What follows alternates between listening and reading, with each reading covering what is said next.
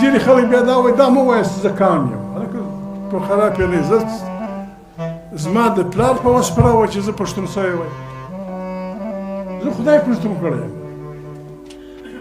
زه د مور په غېږ کې پیدا سوم که هغې خوارکۍ عربي ویلی ما به عربي ویل که هغې انګریزي ویلی ما به انګریزي ویل که هغې پنجابي ویلی ما به پنجابي ویل زه د پښتنې مور په غېږ کې خدای پیدا کړی یم پر دې وطن یې زېږولی یم پښتو ژبه ما نه ده جوړه کړې ده را کړې ده او د ژبې اهمیت ځینې خلک دغه کوي موږ ته یې 4 کتابه پاتې دي چې موږ ګور د ایمان پر راوړی قرآن کریم دی زبور دی انجیل دی تورات دی قرآن کریم کې الله پاک وایي دوی وایي د ژبې خبره مه کوئ د کام خبره مه کوئ په قرآن کریم کې الله پاک او پیغمبر صلی الله علیه وسلم ته وایي ما قرآن کریم ډېر ساده کتاب بلسان قومه ستا د قوم په ژبه در لېږلی دی دا قوم په دې پوه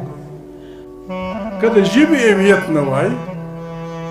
د الله پاک ته طرفه 4 کتابه راغلي دي نو په کار دا ده چې د دې ژبه یې ووایي یو پیغمبر چې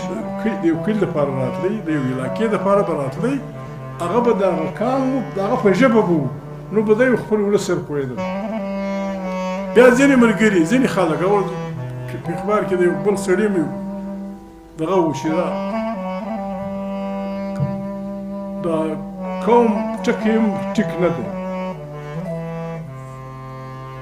د موسی علیه السلام دلته عالمان ناست دي که نو پوښتنه جوړ کوي د موسی علیه السلام ټوله پیغمبري پر یوه خبره د ده قام دی بني اسرائیل د یوسف علیه السلام په وخت کې د مصر کې رئیسیت و بیا دوی غلامان سو بیا فرعونان پر باچهان سو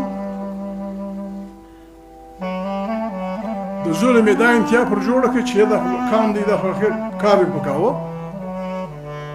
چې دا خو دا کوچني بچیان سهار ځوانان کېږي بیا ازادي غواړي بیا